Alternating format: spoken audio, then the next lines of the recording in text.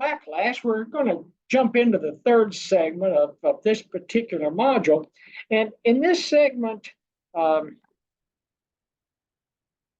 I'm going to call it the adjudication segments. I've kind of broken down the life of the claim. We talked about provider file, payers file, informational files. We talked about the the development of the claim from the provider's perspective. And to me, that's the pre-adjudication kind of segment of a life of a claim. And now we're going to talk about the actual adjudication process or the payment process to the provider. And so as we wound up the last segment, I talked about, the representative of the provider's office have decided it's a clean claim, and at that point they submit that claim goes out the door and goes through the gateway or the portal activities. So most providers' offices anymore have a vendor that sets out there, and it's kind of their process of, I'll call it a gateway, but it is a electronic or a virtual mechanism, so automated, that claims go through. They're presented to the health plan. And any given health plan may have multiple gateways depending on how many vendors they have or how many kind of clearing houses they have for the provider's offices to feed claims into the health plan. So when you're talking about the gateway, and you hear some individuals in the business and the industry talk about portal activities, you're talking about, for the majority of the time, it's kind of the verification process of, is the claim a clean claim, or if it's not accurately filled out, does it need to get bounced back to the provider for some rework? And so as we start through, so let's just pretend that the claim comes in and it hits the provider's, hits this portal, this gateway, comes into the health plan, and that it's an automated process, tick marks through, provider sign the file, does it have his NPI, does it have all the boxes filled out? And if it ticks you, if all of those boxes are tick marked off, then it comes through the portal into the gateway into the claims adjudication system that is sitting there with the payer.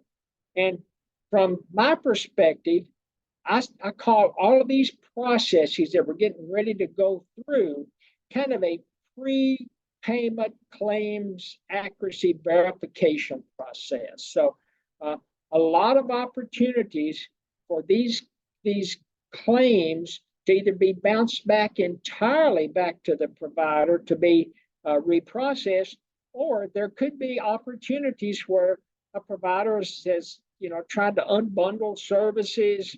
Providers tried to bill for services that don't make sense. There are certain lines of a claim that will be automatically denied because they aren't covered under the benefit package that the member has. And at that point, they become the member's responsibility. Complete claims can be denied.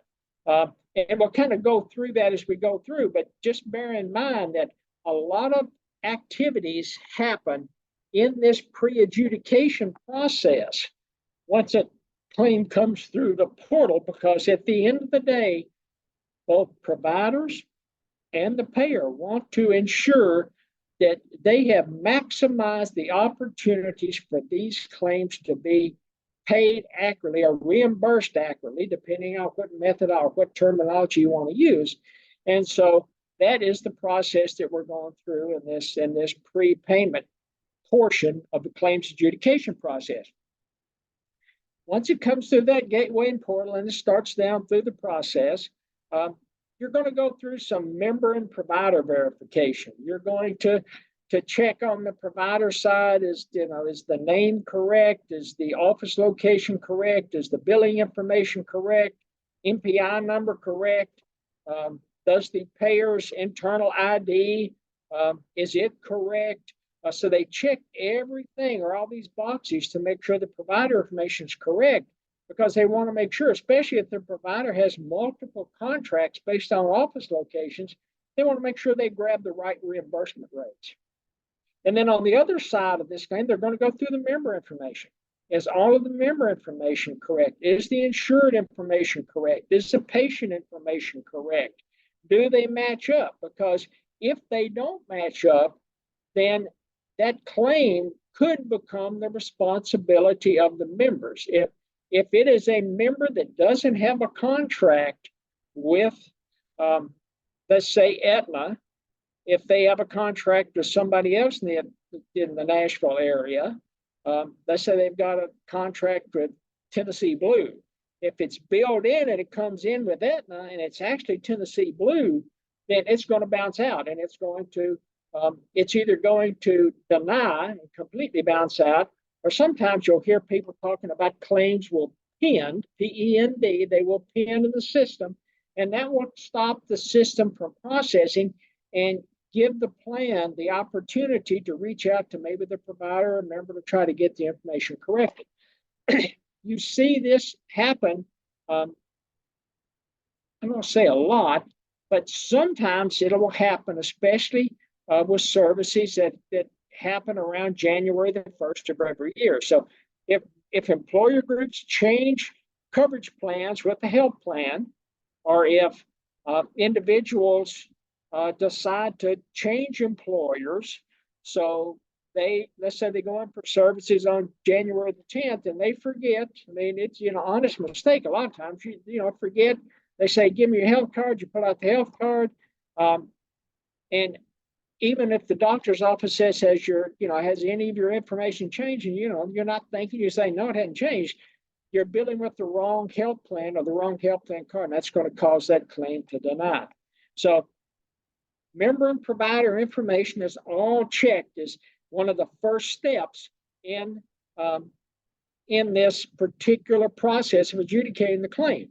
And one thing I forgot to mention is as that claim comes through the system, it's given what's called an ICN, internal claim number. ICN, internal claim number. And that's going to be the claim number that claim is going to be checked against through the life of the claim. So that claim starts down through there, and at that point, that ICN is going to drive it.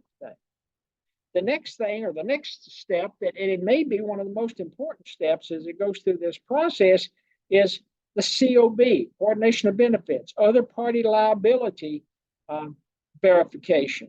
And let's say that it's a claim for a member that the health plan has built a file on that said, this should be paid on workers' comp. They were hurt at work, hurt their shoulder. Let's say they were opening a file drawer and it, pulled their shoulder out of socket or something, or they weren't paying attention and they ran into an open drawer at a file drawer or something and hurt themselves.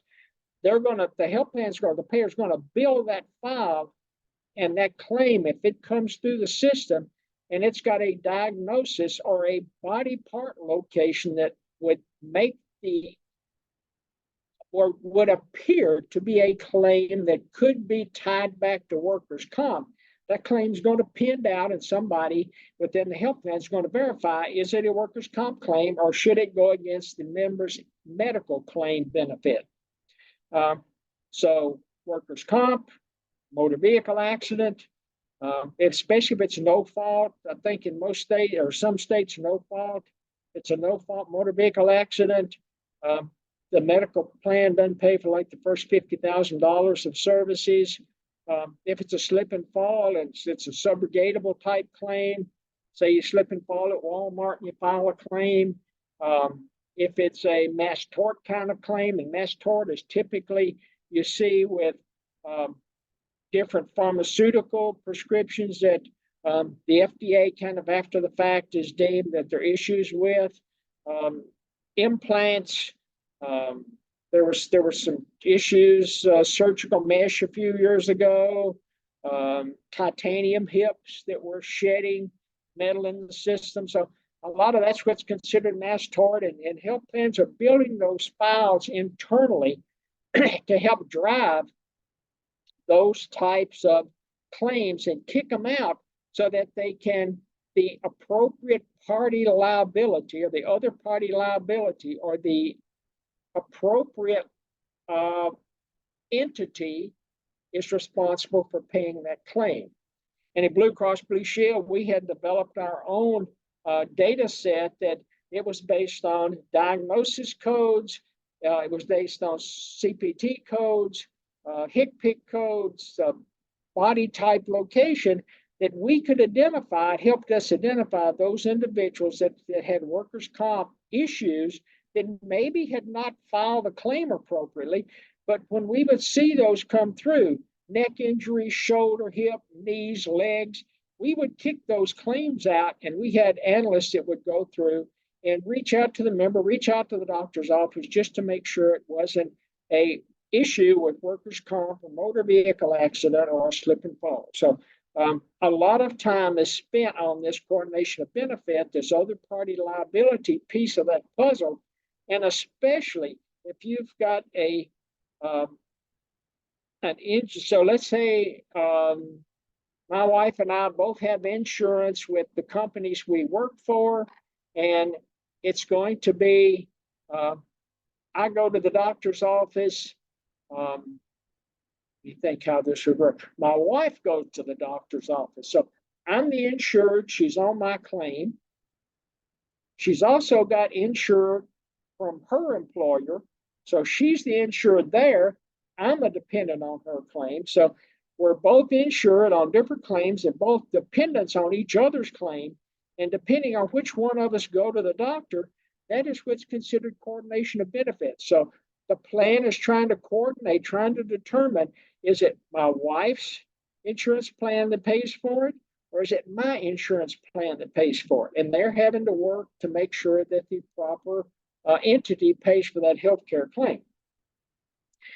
Fourth thing that goes through, or kind of the fourth step it goes through, is medical management, network management, payment integrity, different functional areas within a company, within a payer, have different processes or different policies in place, especially medical management. When you're talking about the clinical aspect, you hear people talk about prior authorization, or you have to have a referral for that service.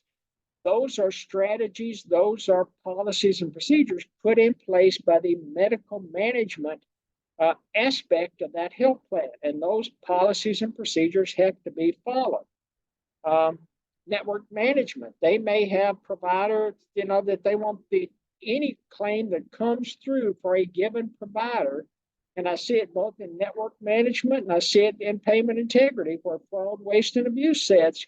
You could have individual providers that if any claim comes through for that provider, that claim is pending and it kicks out and it goes to fraud, waste, and abuse for them to investigate it. Also payment integrity and at the medical management, network management, at least in Blue Cross Blue Shield, we work together to look at high dollar claims. Any claim with a bill charge greater than $50,000, that claim pinned it out. It pinned it out and went to membership to make sure the member was a member. It came to payment integrity. It came to network management. It came to medical management. And all four of those areas had to buy off and sign that claim to make sure it was a valid claim that needed to be paid. So you just have a lot of interaction going through in this prepayment process because you want to catch these issues up front. You don't ever want to be in the situation on the payer side of the house where it's called post-pay or pay and chase. Extremely inefficient, money goes out the door, then you're having to go out and collect it and bring it back in. Once it kind of goes through all of these checks and balances, it hits what most health plans have or most payers have, and they call it a primary clinical editor. And it's just a huge number of edits in place that checks for HCPC code, level 1, HCPC code level 2 to make sure they're billed appropriately. They're looking for some regional coding edits. They're looking for some national coding edits. A lot of these coding edits are driven by CMS. So a lot of them are CMS-based coding edits, but there can be some coding edits embedded in there too that's driven by network management or driven by medical management. So it's spinning through this clinical editor, and and everything's automated in the clinical editor because you're driving thousands of claims through there on a daily basis. It's automated, and either entire claims can get kicked out or line items on claims can get kicked out. And so once it's gone through member provider verification, COB verification, medical management, network management, payment integrity, gone through the primary clinical editor piece.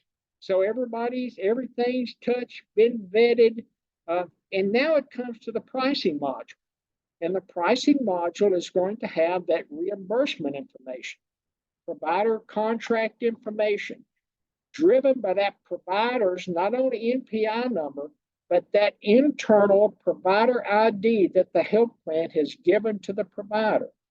And at that point, you are pricing the claim. The claim is spinning through this contract information and pricing that claim out. And at the end of the day, once it spins through all of this, it's ready to go to kind of the quote payment queue. So primary verification has all been done. The claim's been priced based on contract information. That claim then flows over to what's called, or what's typically referred to as the provider payment queue. And so it's sitting here in this provider payment queue. And at that point, I can't say most, some health plans or some payers have a secondary clinical editor that they will take and run that thing through. So the primary clinical editor is going to catch somewhere 5 to 7% of your claims are going to have issues. So it's going to catch those, take care of them, kick them out, scrub it. It comes to this secondary clinical editor, and what payers will typically find is somewhere there's another 1 to 2 to 3% of opportunities that they have missed down into this point, that they will try to grab and make sure that another 1 to 2 to 3% of those claims are scrubbed to make sure that they are paying accurately. And what happens on this secondary clinical editor is that claim file is sitting out there ready to be paid, and the claim file on a daily basis is grabbed. It's sent out to a third-party vendor, and within 24 hours, that third-party vendor runs those claims through their secondary clinical editor, their algorithms, their secret sauce that they pitch to health plans or purveyors that they're going to help them do a better job of processing claims. It comes back into the health plan with a list of claims kicked out of that volume that went out.